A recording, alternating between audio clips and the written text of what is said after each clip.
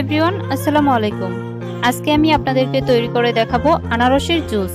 প্রচন্ড এই গরমে বাসায় অবশ্যই এই ফ্রেশ জুস বানিয়ে খেয়ে দেখবেন। আর আশা করছি রেসিপিটা আপনাদের ভালো লাগবে। ভালো লাগলে একটা লাইক দিবেন, আর চ্যানেলটি সাবস্ক্রাইব করা না থাকলে প্লিজ চ্যানেলটি সাবস্ক্রাইব করে নেবেন। চলুন শুরু করি আজকের রেসিপি।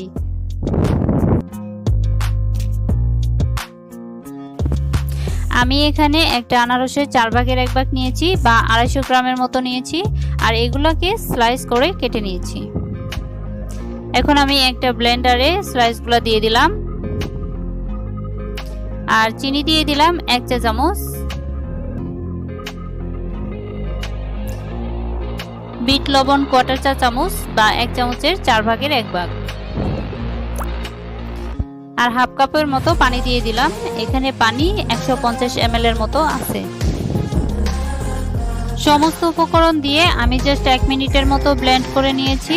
এখন এটা আমি গ্লাসে ঢেলে নিচ্ছি। আপনারা চাইলে ছেঁকে পরিবেশন করতে পারেন, আমার কাছে এভাবে ভালো লাগে তাই এভাবেই নিয়েছি। আর এখন কিছু কাঁচামরিচ কুচি দিয়ে দিলাম। কাঁচামরিচ দিলে আলাদা একটা ফ্লেভার হবে, সেজন্য দিয়েছি। আপনারাও দিবেন, একটু ঝাল ঝাল হবে, ভালো লাগবে। আপনারা চাইলে কিছু বরফদানাও দিতে পারেন।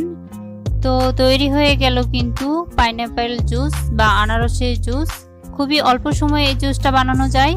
আপনারা বাসায় অবশ্যই ট্রাই করবেন, আর আপনাদের জুসটা কেমন হয়েছে তা জানিয়ে আমাকে কমেন্ট করতে অবশ্যই ভুলবেন না। আজকে তাহলে এই পর্যন্তই। ভালো থাকবেন সবাই। আসসালামু আলাইকুম।